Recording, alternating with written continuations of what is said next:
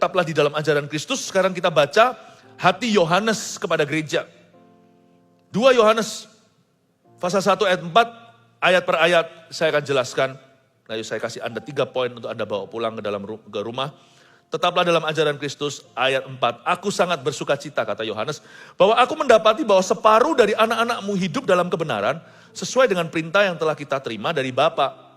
Dan sekarang aku minta kepadamu, Ibu, ayat 5, bukan seolah-olah aku menuliskan perintah baru bagimu, tapi menurut perintah yang sudah ada pada kita dari mulanya, supaya kita saling mengasihi. Ayat 4 dan 5, obviously secara jelas sekali bahwa Yohanes menulis surat ini di usia tua, usia senja. Kurang lebih usianya 80-an waktu menulis surat ini menuju 90. Yohanes menuliskan surat ini kepada seorang ibu. Mungkin ibu sungguhan seorang wanita, siapa tahu ada seorang hamba Tuhan perempuan yang sangat direspek seperti Deborah, dia tuliskan supaya disampaikan ke gereja, PIC-nya lah, person in charge, atau mungkin ini bahasa kiasan siapa tahu, karena itu zaman aniaya gereja mula-mula dianiaya. Jadi kalau dia tulis gereja, nanti pasti akan ditelusuri oleh Itali, oleh tentara Roma. Mereka bisa jadi masalah, jadi mungkin dia nggak tulis ke gereja A, gereja B, tapi dia tulis kepada ibu. Gereja itu kan seperti ibu pertiwi rohani. Bapa kami di dalam sorga, itu kan doa kita. Bapa kami, korporat ya. Tidak ada doanya Bapak saya. Berarti kita semua terhubung ke saudara seiman. Jangan panggil dia Bapak lah, kalau Anda sengaja tak beribu di dunia ini. Mempelai Kristus wanita yaitu gereja. Mungkin ibu di sini itu gereja, siapa tahu. Saya enggak tahu lah, saya enggak tahu. Bisa jadi perempuan sungguhan, bisa jadi perempuan kiasan. Tapi pokoknya dia jelas-jelas berkata, aku bahagia, aku sangat bersuka cita. Karena aku dapati separuh dari anak-anakmu, misalnya kalau ini ibu adalah perempuan sungguhan, ibu rumah tangga. Dia punya anak 5, punya anak 4, 2 separuh dari anak-anaknya hidup dalam kebenaran. Tapi kalau ini jemaatnya 500 orang, 250 dalam kebenaran, 250 lagi ogah-ogahan atau enggak jelas imannya apa. Tapi Yohanes bersuka cita, dia berkata, aku bergembira karena separuh anak-anakmu hidup dalam kebenaran sesuai dengan perintah yang telah kita terima dari Bapa. Tidak ada yang lebih membahagiakan seorang gembala daripada melihat anak-anak rohaninya hidup dalam kebenaran.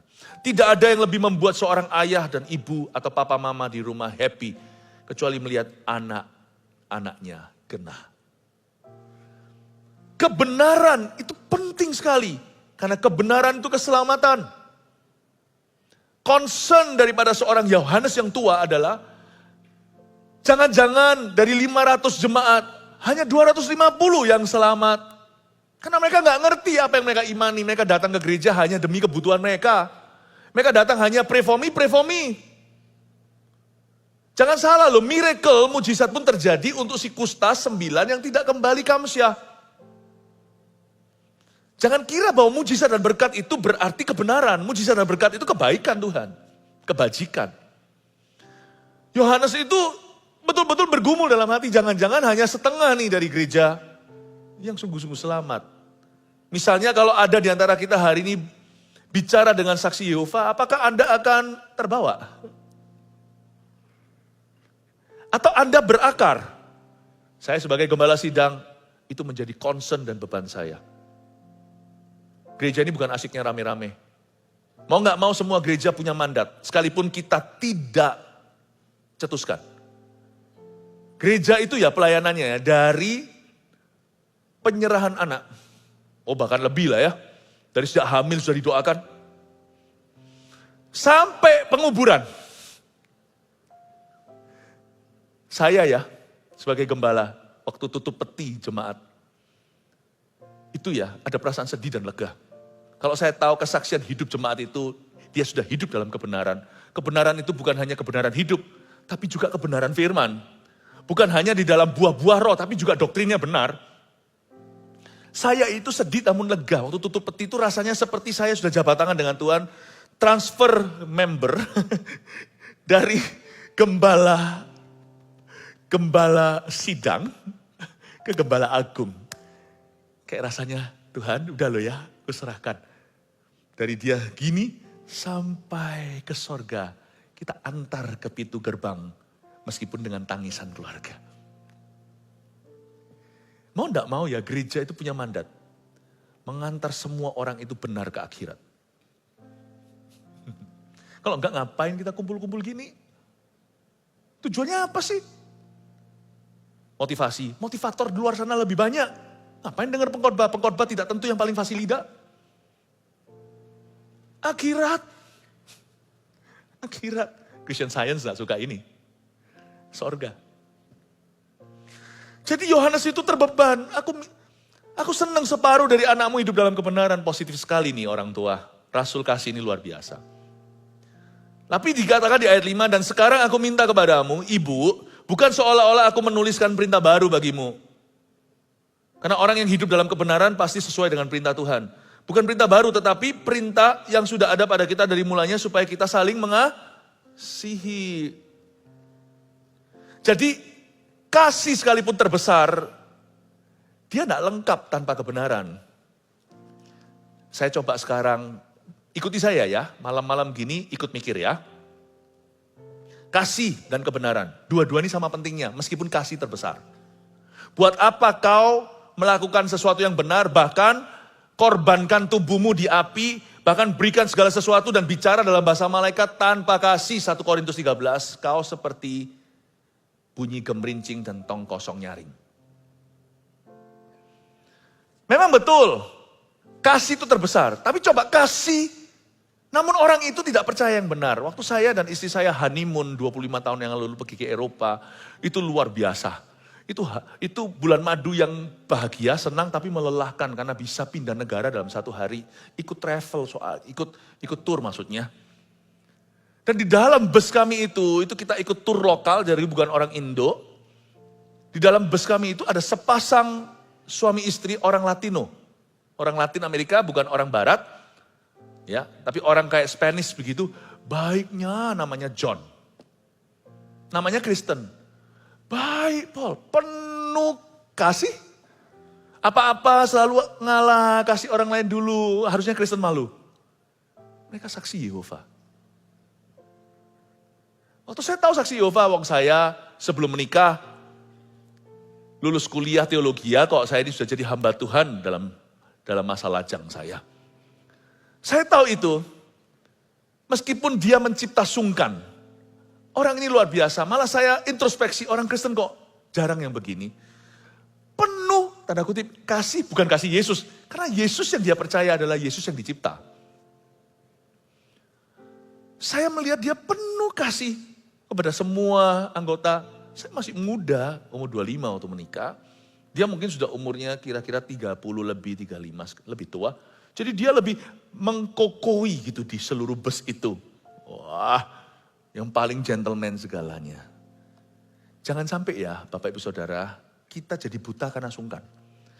Kalau ada orang yang baik sama kita ngikut padahal ajarannya salah. Berapa banyak di gereja juga begitu kan? Kita sungkan. Makanya kita tidak berani punya pendirian. Kita tahu jelas-jelas bahwa ini adalah sesuatu yang salah di mata Tuhan. Kita ngikut karena sungkan. Kita gak enak. Hau isi katanya.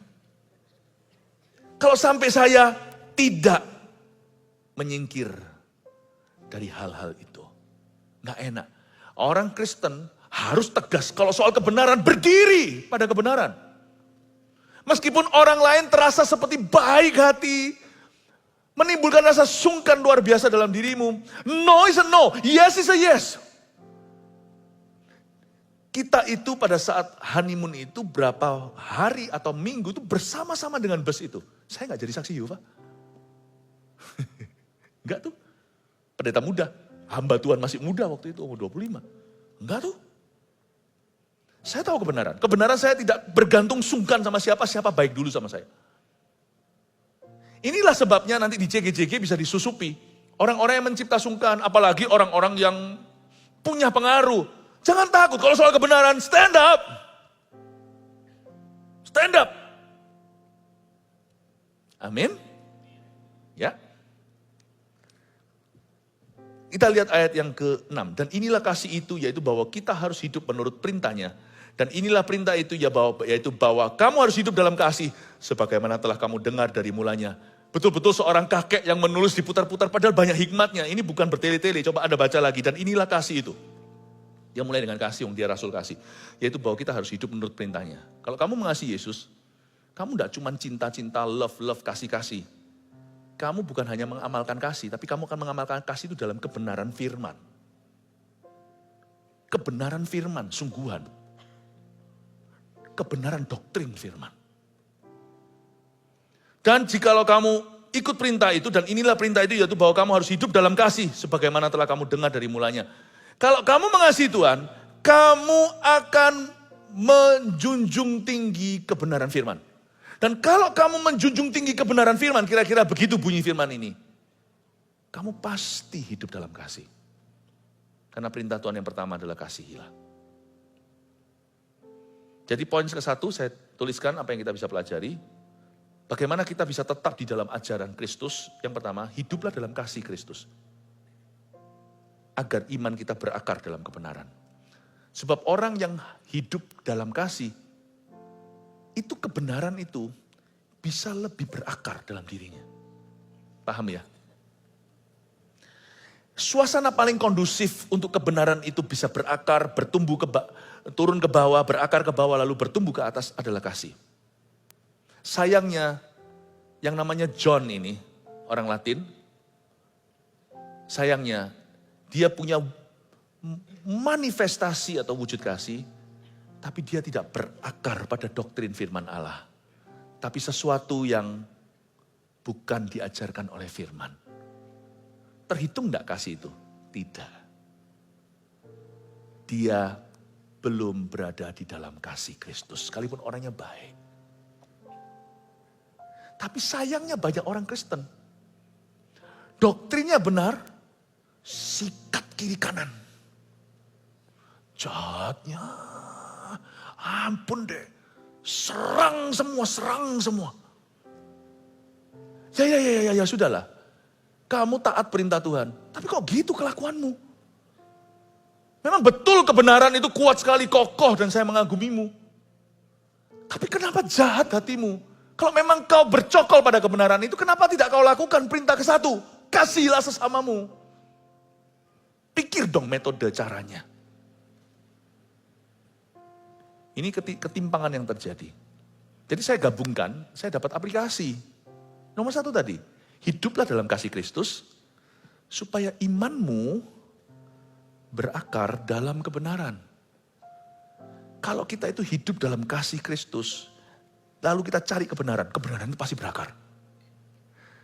Makanya enggak bisa, kalau kita itu mau berakar dalam kebenaran itu kita belajar teologi sendirian di rumah, otodidak, lalu habis itu cuman korespondensi, enggak mau ke gereja, tutup diri karena pernah ada trauma. Enggak usah, aku akan tumbuh sendiri dalam kasih. Mau ngasih tembok.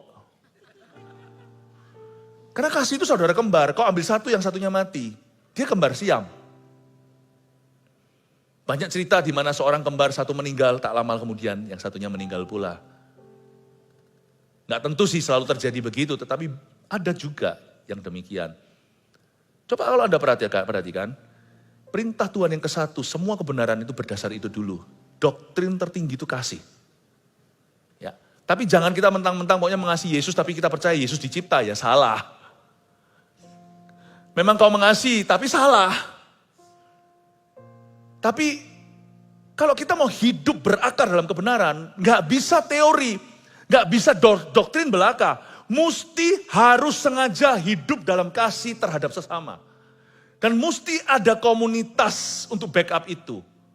Karena kasih itu adalah satu koin dengan dua sisi. Kembar siam satu mati, satunya akan meninggal dunia. Pertama, kasihlah Tuhan dengan segenap hati. Kedua, yang sama dengan itu, kata Tuhan Yesus, kasihlah sesamamu manusia.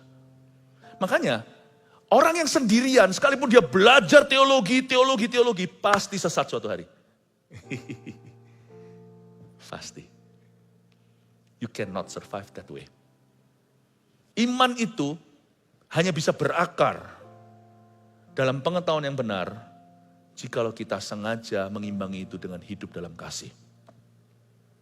Yohanes tahu ini, makanya dia bolak-balikkan itu. Cukup sulit untuk dimengerti sekilas waktu kita baca. Dan inilah kasih itu, yaitu kita hidup menurut perintahnya. Dan inilah perintahnya itu, hiduplah dalam kasih. Kakek ngomong apa sih? Sekarang saya ngerti. Bahwa suasana paling kondusif untuk buah apel itu adalah hawa sejuk. Kalau Anda mau bunga anggrek, mau membudidayakan itu harus ada iklim tertentu. Misalnya sakura, April di Jepang. Kalau Anda mau kaktus yang sifatnya kering kerontang itu, jangan taruh di Kanada, apalagi di Kutub Utara. Mati dia harus tempat gersang. Di tempat tanaman lain mati, dia hidup sesehat-sehatnya. Semua itu ada iklimnya. Iklim berakar dalam kebenaran sehingga kita tidak bisa disesatkan oleh dunia. Zaman antikristus nanti datang. Yang paling kita harus waspada itu bukan gempa. Bukan perang. Wah, sekarang orang gonjang-ganjingnya perangnya ini itu. Sebenarnya harus dijaga adalah keyakinan kita kan Tuhan. Iklim terbaik agar kita bisa berakar tidak goyang adalah kalau kita hidup dalam kasih. Ironis ya, ternyata doktrin itu dijaga dengan hati yang diselaputi dengan kasih. Buktinya orang yang kepahitan gampang disesatkan. Orang yang sudah pernah mengalami satu insiden, lalu dia menuduh dirinya merasa guilty. Atau orang dari broken home biasanya lebih gampang kena sekte. Kaget saya, apakah orangnya bodoh, tidak pinter? Enggak. Hati yang melindungi. Seperti ada perlindungan yang bolong yang diangkat dari dia. Padahal orangnya pandai loh. Tapi karena dia dari broken home. Ada isu-isu yang tidak diselesaikan dalam hidupnya. Dia hidup kepahitan, susah mengampuni. Lalu mungkin dia kecewa sama gereja, dia lari. Coba lihat ya, yang gitu-gitu kena. Antikristus datang, kena dulu itu orang-orang. Dan kehilangan kepercayaan itu paling gampang. Kadang-kadang saya pikir itu ngeri. Ada orang ngomong sama saya itu hampir loh kena. Sama salah satu daripada pengajaran-pengajaran lain ini. Untung ya Pastor Philip, saya bilang sungguhan untung. Misalnya ada orang sedang jalan di jalanan tiba-tiba ada truk oleng. Jatuh di depannya dia persis. Wow, seluruh keluarganya pasti erat-erat pegang dia. Untung harusnya kamu mati. Naik mobil, sama-sama di sebelahnya ada truk yang kontainer besar itu. Lalu kontainernya ambruk. Pas dia lagi luput, persis lewat. Harusnya saya. Ngeri sih, tapi paling tidak itu bukan binasa. Kalau orang itu sudah selamat, namanya tertulis dalam kitab kehidupan. Paling ya cuman mati di dunia. Untunglah. Sefragile, serapuh itu hidup dan nyawa. Tahu nggak apa yang lebih ngeri daripada ditumpuk sama kontainer? Tiba-tiba hatimu syarat percaya pada sesuatu yang bukan diajarkan firman. Dan itu fondasi keselamatan. Oh my, itu bukan ketumpuk kontainer lalu mati di sini, tapi binasa selama-lamanya. Cuman gitu tok loh. Cuman sedikit belok hatinya, gitu, langsung percaya pada Yesus. Kan itu smooth, sangat mulus. Kan nggak percaya Yesus, bedanya kan tipis. Yesus dicipta dan Yesus pencipta. Roh Kudus itu nggak ada. Pelan-pelan, apalagi kalau kita berada di gereja di mana Roh Kudus tidak dielukan, tidak di-welcome, tidak diizinkan, lama-lama kita percaya Roh Kudus nggak ada. 10 tahun kemudian, 10 years later, Anda sudah bisa menerima LGBTQ sebagai norma. Kaget loh. Bahaya. Kelihatannya hanyalah soal opini atau pendirian. Tidak, sebentar lagi, kasih 5 tahun lagi, Yesus yang disenggol dari hidupmu. Segampang itu. Sekali kau berikan percaya, mendingan saya ditumpuk kontainer. Karena kalau saya mati masuk surga. Tapi kalau saya hilang kepercayaan saya, garam kehilangan keasinannya, dengan apa kau digarami? Kalau saya salah, saya bertobat, saya tahu saya dibenarkan. Tapi kalau saya nggak tahu apa itu kebenaran, kan silakan. Akulah jalan kebenaran dan hidup. Kalau kita sudah nggak tahu itu, diakah jalan? Apa itu kebenaran? Mati nggak? Dan untungnya, dan lebih celakanya maksudnya, kalau orang itu pernah Kristen, lebih susah lagi dikandani sama orang Kristen. Sekali dia Kristen, untuk diberitahu sama orang Kristen udah gak mempan. Aku tahu apalah, karena itu lebih baik gak pernah jadi orang Kristen, gak pernah jadi hamba Tuhan, termasuk jadi hamba Tuhan, lalu berubah setia, lalu sekarang memeluk sesuatu yang bukan diajarkan oleh firman. Mana bisa dia diberitahu siapa? Dia pernah jadi hamba Tuhan. Dokter adalah pasien yang buruk. Coba lihat dokter kalau jadi pasien. Nggak gampang, aku udah tahu. Dokter situ mau ngomong apa, saya sudah tahu. Kalau orang seperti saya tiba-tiba nggak tahu gimana setan lewat. Dan itu tentunya perangnya bukan teori. Pasti pertama-tama hatinya nggak beres dulu. Sebab sebelum sesat selalu ada murtad. Sesat kelihatan, terdengar, tapi murtad itu di hati. Dan kalau orang seperti saya, misalnya seperti kami, tiba-tiba saya belok begitu aja. Siapa yang akan konselingi? Coba. Makanya ayat berkata, lebih baik tidak pernah orang itu dilahirkan. Mending saya ditumpuk sama kontainer. Karena mati, masuk surga, nama tertulis kitab kehidupan, tidak goyah. Tapi kalau kepercayaan saya tercuri, keselamatan itu apa? Kalau bukan karena percaya. Iman keselamatan saya tercuri, berabe aku. Binasa. Segampang itu loh, seperti segampang semudah seorang wanita hilang percaya sama pria. Segampang ini loh, seperti orang-orang Kristen kehilangan percaya sama gereja atau kepada orang Kristen yang lainnya. Segampang itu kita juga bisa digeser dari pengharapan Injil. Jangan main-main ya. Hidup itu kan cuma sebatas nafas. Surga itu sebatas percaya. Ngeri, kadang-kadang saya lihat itu ngeri-ngeri sedap. Artinya apa? Sedap artinya cuma tinggal percaya. Semua akan Tuhan ubah. Semua indah pada waktunya. Tapi kalau saya salah percaya, kadang-kadang saya mikir, teman satu orang yang berkata, saya hampir loh kena menganut itu, Pastor Philip. Saya itu padahal dibesarkan di gereja loh. Saya berkata, untung ya Pastor Philip. Saya berkata, Anda enggak tahu seuntung apa Anda. Coba Anda hari itu, tergait sudah, hilanglah selama-lamanya. Jangan main-main. Saya ngomong gini bukan nakut-nakuti, tapi untuk persiapan. Karena ujung di sana itu, dunia ini akan semakin anti-Christ. Dan yang perlu diwaspadai bukan perang-perangnya. Percayalah saya, udahlah. Gak usah tunggu perang dunia ketiga. Itu nanti Harmagedon dan perang Gog dan Magog. Gak sekarang lah. Apa yang terjadi Iran segalanya itu belum waktunya. Don't worry. What you need to worry is to guard your belief. Untuk mempertahankan kepercayaanmu. Setia pada Injil. Will you be faithful? Apakah Anda akan setia? Ayat 7, sebab banyak penyesat telah muncul dan pergi ke seluruh dunia. Yang tidak mengaku bahwa Yesus Kristus telah datang sebagai manusia. Itu adalah si penyesat dan antikristus. Ini yang perlu diwaspada. Yaitu penyesatan yang terjadi, waspadalah ayat 8. Supaya kamu jangan kehilangan apa yang telah kami kerjakan itu. Apa yang dikerjakan oleh Yohanes dan Rasul Petrus dan sebagainya. Menanam Injil. Setelah itu menanam gereja. Dia tanam Injil di sekelompok orang-orang yang diselamatkan. Orang-orang yang mereka jangkau dengan berita Injil itu. Waspadalah supaya kamu jangan kehilangan apa yang telah kami kerjakan itu. Kata kehilangan itu melompat. Saya tidak mau berdebat. Apakah orang sekali selamat tetap selamat atau dia bisa kehilangan keselamatannya di tengah-tengah. Saya nggak mau berdebat. Kebaktian-kebaktian tadi saya sudah jelaskan singkat. Dua-dua itu ada benarnya. Kalau orang itu sungguh-sungguh selamat, dia tidak akan bisa dicuri dari Tuhan. Terbukti bahwa ada orang yang pernah Kristen sekarang mengaku saya bukan Kristen. Terbukti bahwa dia nggak pernah Kristen. Itulah misteri yang kita nggak mengerti. Di mana dia kehilangan itu, I don't know. Tapi Tuhan tahu siapa miliknya. Apa yang Bapa taruh di tanganku tidak akan hilang kembali, Yesus berkata. Buktinya ada orang yang hilang di tengah-tengah, padahal pernah mengaku Kristus sebelumnya. Bahkan pernah mengecap karunia-karunia. Ibrani pun memperingatkan, kalau kamu pernah mengecap karunia, lalu kamu berbalik dan menyalibkan Kristus kedua kali. Tidak ada kebenaran lagi yang bisa menyelamatkanmu. Ngeri loh, saya tahu beberapa orang real, cuma saya nggak bisa cerita. Dulu Kristen, dulu aktif, menginjil ikut, tumpang tangan orang rebah. Sekarang adalah orang non-Kristen, berkata, I am not a Christian. I don't believe in Jesus.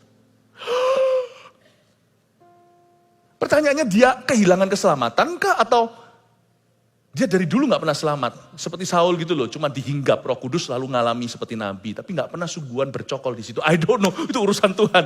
Tapi pokoknya saya gak main-main. Nah, saya tahu saya selamat.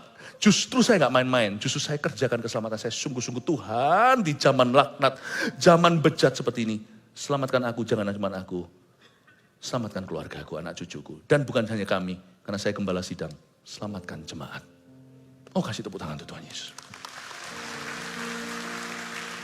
Betapa bahayanya nih, lebih bahaya daripada semua virus yang bisa melanda dunia. Because belief could be stolen. Dan dia dicurinya bukan adu teori, kadang-kadang dicurinya dengan begitu submarine kapal selam. Anda tidak ngerti, tiba-tiba hati Anda sudah syarat. Kena gitu aja, pas kena sudah nggak ada proses. Tapi proses erosinya mulai terjadi hari ini. Jaga, di kebaktian sebelum ini saya jelaskan, pengurapan itu yang menjagamu. Pengurapan Roh Kudus. Waspadalah supaya kamu jangan kehilangan apa yang telah kami kerjakan itu. Tapi supaya kamu mendapat upahmu sepenuhnya. Setiap orang yang tidak tinggal di dalam ajaran Kristus, tetapi yang melangkah keluar dari situ, berarti dia pernah di dalam kan kalau dia melangkah keluar. Tetapi yang melangkah keluar dari sana, tidak memiliki Allah. Catat baik-baik. He does not have God. Kenapa? Karena dia murtad? Bukan. Karena dia keluar dari ajaran. Ketika dia keluar dari ajaran Kristus, dia tidak memiliki Allah. Apakah dia membunuh? Apakah dia berzina? Tidak tentu. Dia keluar dari ajaran Kristus. Dulu percaya Alkitab itu benar, sekarang percaya Alkitab itu masih tunggu. Hah? Dulu percaya Yesus itu satu-satunya jalan, sekarang kata kebaikan. Wow! Tidak, setiap orang yang tidak tinggal di dalam ajaran Kristus, tetapi yang melangkah keluar dari situ, bukan berarti dia nggak pernah mampir, dia pernah tinggal. Dia nggak pernah tinggal, tapi dia pernah mampir. Mampir beberapa orang seperti seorang teman yang saya barusan sebutkan. Dia itu kira-kira 10 tahun jadi orang Kristen dan berapi-api, lalu habis itu, gitu aja. Sebenarnya lebih tepatnya karena menikah sih. Tapi sungguhan loh ya, kok bisa kerasan ya dalam pelarian terhadap Tuhan. Saya jadi curiga, orang itu memang gak pernah diselamatkan. Nah, ini Calvinis, Armenian, terlalu ribet lah, gak usah inilah, dua-dua ada benernya. Kalau saya punya prinsip ya mungkin ya dari dulu gak pernah selamat lah. Dia itu karena kena kebangunan rohani ikut itu loh ya. Dalam suasana pekat itu satu orang tumpang tangan ya orang sembuh lah, itu urapan korporat. Ya gitu aja lah, positif thinkingku. Atau mungkin bisa jadi ya, kamu kehilangan apa yang telah kami kerjakan. Atau kamu tidak tinggal dalam ajaran Kristus, pernah mampir sih. Tapi melangkah keluar dari sana. Kamu tidak memiliki Allah. You don't have God. You will not see God. You will not meet God. Please. Kita nih ketemu di sini kan. Nanti siapa duluan gak tahu. Namanya kematian bukan misteri. Kalau sampai saya duluan. Saya mau lihat Anda di sana loh ya. Gak mau kita sia-sia gembalakan Anda lalu hanya di dunia. Meskipun nanti di sana gembala agung, kami sudah pensiun. Pensiun itu di sorga. Tapi saya mau lihat Anda di sana loh ya. Awas loh ya, tiba-tiba saya tunggu gak ada di situ. Tapi kalau semuanya Anda dulu, tunggu saya ya. Jangan masuk dalam di McDonald-nya saja, di luar-luarnya. Tunggu gembalamu. Kalau Anda bisa selesai dengan baik, saya juga akan menyelesaikan dengan baik. Jangan sampai kami setelah berkhotbah, kami pun ditolak. Tujuan kita bukan sampai dunia, tapi sampai kekekalan. You have to make it, karena dunia antikristus akan lebih ngeri nanti. Dan buat anak cucu Anda, guru kencing berdiri, murid kencing berlari. Papa enggak tahu apa-apa, anak tumpul teologi ya. Bukan berarti kita harus berteologi ria, enggak punya doktrin apa-apa. Papa enggak berakar, culture gereja tiada. Anak-anaknya cul-culan bahasa Yunaninya, lepasan. Sampai ujung sana, momok yang mereka hadapi tidak sebanding dengan momok yang Anda hadapi di zaman Anda. Maksudnya kebalik, momokmu tidak bisa membandingi, tidak bisa sebanding dengan momok mereka. Kita nggak ngalami zaman gila, semua nggak ada absolut, semua tanya Google misalnya. Zaman dulu, orang yang same sex marriage, semua berkata, wih kok bisa begitu. Zaman sekarang, kalau kamu nggak dukung picik hati, lain momoknya. Makanya saya suka kemarin pada waktu kebaktian anak-anak. Wow, dari kecil mereka sudah diajar. Firman Tuhan menjadi church builders. We are church builders. Wah, kemarin itu lucu. Di sini, di ibadah di sini aja, belum lagi ke seluruh GMS. Sini aja 4.000 plus anak-anaknya. We are church builders. Saya khotbah dengan sungguh-sungguh untuk anak-anakmu. Sampai ngos-ngosan saya sempat lari ke sana bawa kursi datang ke sini. Kalau Anda yang datang kemarin, gak usah tonton videonya, saya malu. Saya lompat-lompat gini gitu, memastikan anakmu, anak Anda, mengerti firman Allah. Dan waktu mereka memberikan persembahan persepuluhan atau persembahan sukarela setiap minggunya, anak kecil tuh beda sama orang tuanya. Mereka tuh angkat tuh begini loh, bukan dengan, mereka tuh angkat tuh begini loh. Kak Pau has done a good job. Kak Pau sudah ajari mereka. Dari kecil sudah diajarin untuk tunduk sama Mamon, tapi untuk cinta Tuhan. Tuhan. Persembahannya begitu. Saya terharu. Anak-anak kita akan mengalami yang beda. Papa mama harus ngerti sedikit lah ya, baca Alkitab sana. Nggak ngerti tanyalah sama kami. Itulah tujuannya gereja. Setiap orang yang tidak tinggal dalam ajaran, tidak memiliki Allah. Perhatikan serius loh kalimat itu. Ini bukan orang yang keluar sana bakar-bakar gereja, bukan. Ini orang yang tidak tinggal di ajaran Kristus. Otomatis nggak punya Bapak. Jika seorang datang kepadamu ayat 10 dan ia tidak membawa ajaran ini. Nah, jaga-jaga kalau ada orang mampir ke rumah Anda atau ke CG Anda, ke cell group atau kelompok Anda. Jika seorang datang kepadamu dan ia tidak membawa ajaran ini, dia bawa Injil lain bukan setia pada Injil yang lama. Janganlah kamu menerima dia ya. Jangan kamu menerima dia di dalam rumahmu dan jangan memberi salam kepadanya. Sebab barang siapa memberi salam kepadanya, ia dapat bagian dalam perbuatannya yang jahat. Jangan di like ya. Ngapain scroll-scroll gitu, nganggur apa? Jangan di like, jangan di follow. Nggak ada bahasa gitu karena zaman itu belum ada teknologi. Sekarang kan sudah ada sosial media, jadi saya tambahkan pengertiannya. Kalau ada orang datang padamu tidak bawa ajaran benar, jangan kamu terima dia. Di dalam rumahmu jangan, dan jangan memberi salam kepadanya. Sebab barang siapa memberi salam kepadanya, ia mendapat bagian dalam perbuatan yang jahat. Bukan berarti sama John tadi yang ada di bus kami. Ini John bukan adik saya ya, ini John orang Latino, orang Latin ya.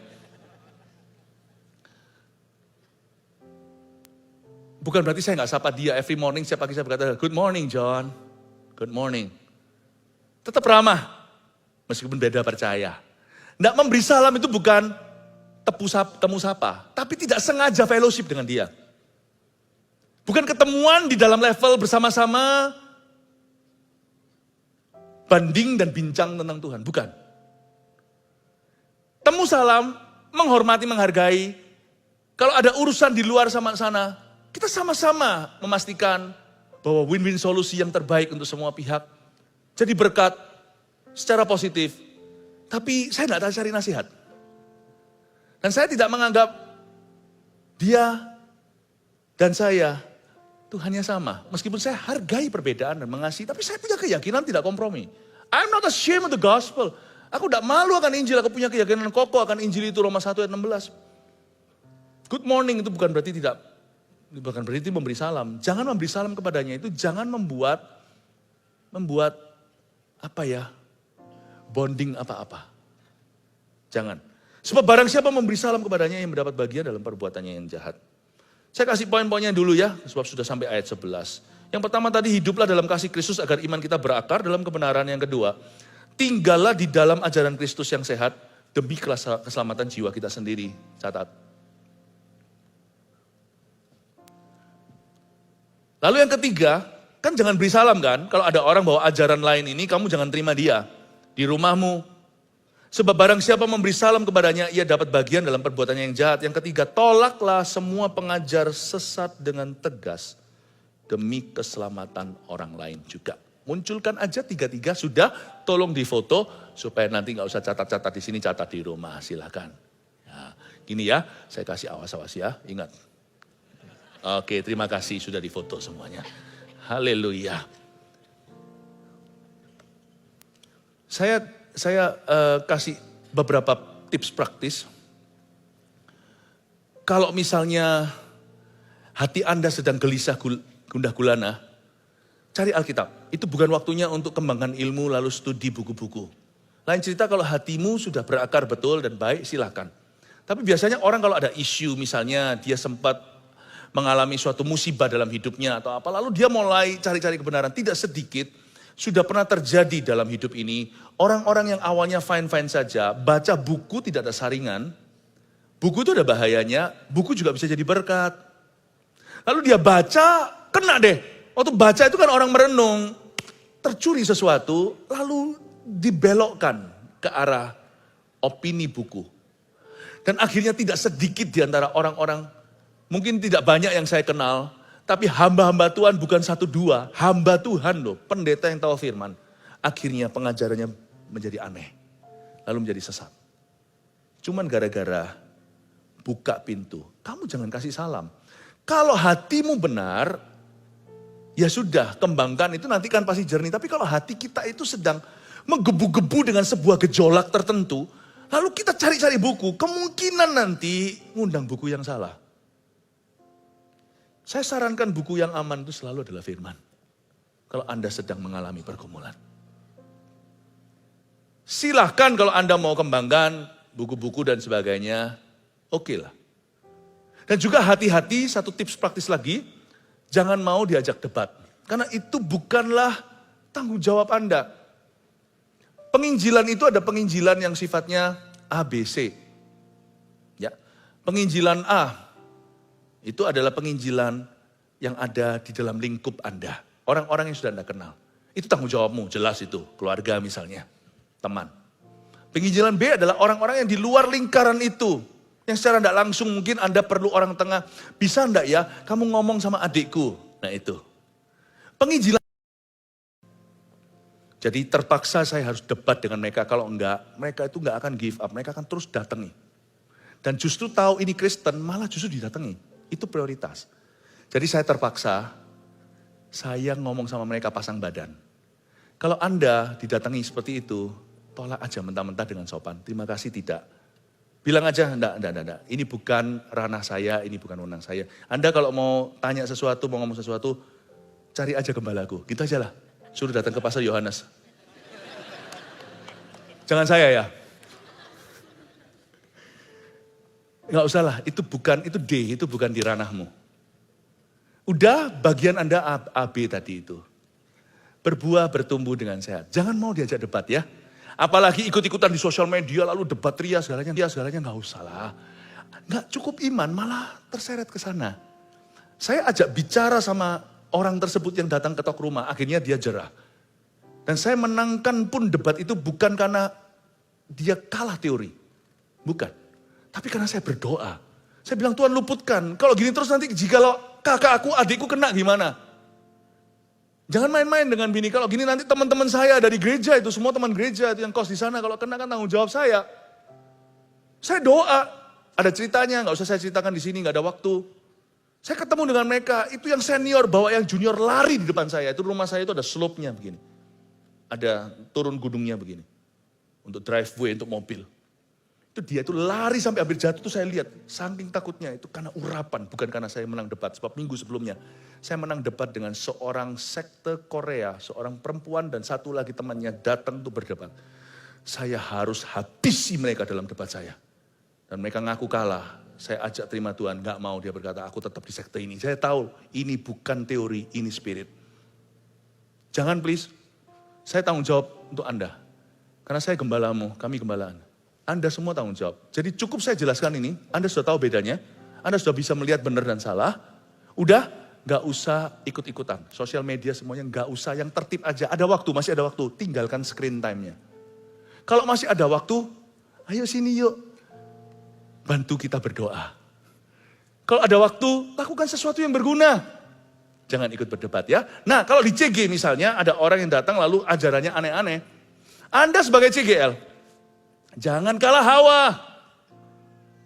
Meskipun CGL-nya ini kan awam ceritanya, waduh aku barusan diangkat dulu ogah-ogah, akhirnya saya mau. Lalu tiba-tiba datang, kan namanya tamu tidak diundang siapa bawa kan kita tidak tahu. Lalu tiba-tiba salah satu itu adalah orang-orang yang mengajarkan sesuatu yang bukan firman. Semua orang dikasih kesempatan, kesaksian, tiba-tiba dia ngomong sekali ngomong, dia dominasi 40 menit. Ya jangan diizinkan lah, tapi Anda berkata, tapi pastor saya sungkan. Dia sekolah teologi ya. Dia mau sekolah teologi ya kek. Dia mau jemaat 1 juta, punya jemaat 1 juta kek. Yang kami percayai di CGL di rumah itu, yang tanggung jawab atas sekelompok orang 5, 7, 10. It's you, not him. Kalau dia gentleman, datangnya ke kita. Nggak menyusup masuk di CG-nya. Anda harus bisa ambil mic-nya. Nah kalau dia dominasi 40 menit, lainnya kesaksian-kesaksian, aplikasi-aplikasi. Setelah diberi kesempatan, dia 40 menit mau lanjut 1 jam. Dan dia beritakan sesuatu yang enggak. Baik itu salah, sesat, atau sesuatu yang sifatnya ngeroh, enggak berujung, enggak berujung dan bertujuan. Anda harusnya bisa ambil alih. Harusnya begini cara ambil alih ya. Saya kasih contoh ya. Tiba-tiba dia ngomong ini susah untuk di-cut. Ada orang yang enggak ada komanya kan. Lalu Anda bisa lihat, coba saling lihat sudah resah, oke?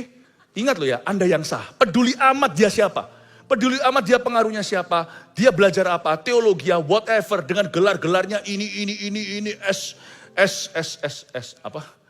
Sarjana ini, sarjana tingginya, PhD, PhD-nya, profesor, peduli amat. Itu semua kalah dengan satu gelarmu, CGL yang sah. Amin. Kalau itu terjadi, tak kasih cara, persis seperti Anda barusan tepuk tangan. Lihat seperti itu, wah, beri tepuk tangan, nggak peduli apa, suruh tepuk tangan aja, ambil mikrofonnya. Atau ngomong gini, nanti tunggu ya, sorry ya, saya cut dengan sopan. Tunggu saya cut ya, nanti kita bisa bicara secara pribadi. Saya mau, mari kita kasih yang lainnya giliran. Tapi nggak bisa Pak, tapi kalau gini nggak bisa. Tapi kalau begini, kita harus betul-betul bertobat Pak. Gini, dihentikan nggak bisa, panggil satpam. Itu sederhananya satpam, bukan CGL. Karena orang sopan, mau salah mau enggak itu urusan dia. Sopan itu norma. Enggak bisa, polisi. Bukan kami. Anda bisa lakukan adalah cut dia dengan sopan santun. Sorry ya, saya harus cut di sini. Maaf, lebih lanjut, maaf, sebentar ya semua, sorry. Nanti kita bisa bicara secara pribadi, kita kasih kesempatan yang lainnya dulu. Apalagi di sini ada member-member yang lebih dulu. Ya, tapi nggak bisa gini, nggak apa-apa Pak. Mari kita kasih tepuk tangan untuk dia, mari kita kasih tepuk tangan sama-sama. Yes, ayo sama-sama. Loh ayo tepuk tangan, satu sungguhan ini. Tuh, hal itu langsung tutup. Hai, mari gini kita berdoa. Atau langsung Iwan, sekarang giliran Iwan. Siapa dia mau ngomong? Oh oke, Wanti. Terus dia mau ngomong lagi, haleluya, tepuk tangan, mari kita angkat tangan. Cut aja, setelah selesai tutup, hati-hati waspadai dia lain kali. Jangan kau terima di rumahnya, di rumahmu. Jangan izinkan dia dominasi. Karena dengan menyelamatkan situasi, Anda sedang menyelamatkan banyak orang akibatnya. Tolaklah semua pengajar sesat dengan tegas. Yang tidak sesat pun yang dominasi, yang semaunya sendiri aja, bukan kesesatan aja, kita juga tetap harus tahu bagaimana mengekat. Apalagi yang sesat. Tolaklah semua pengajar sesat dan tegas demi keselamatan orang lain juga. Amin Bapak Ibu Saudara. Sekarang Anda tahu gimana ngekat kan? Ya, pokoknya kalau sudah mulai tepuk tangan, nah itu namanya cut.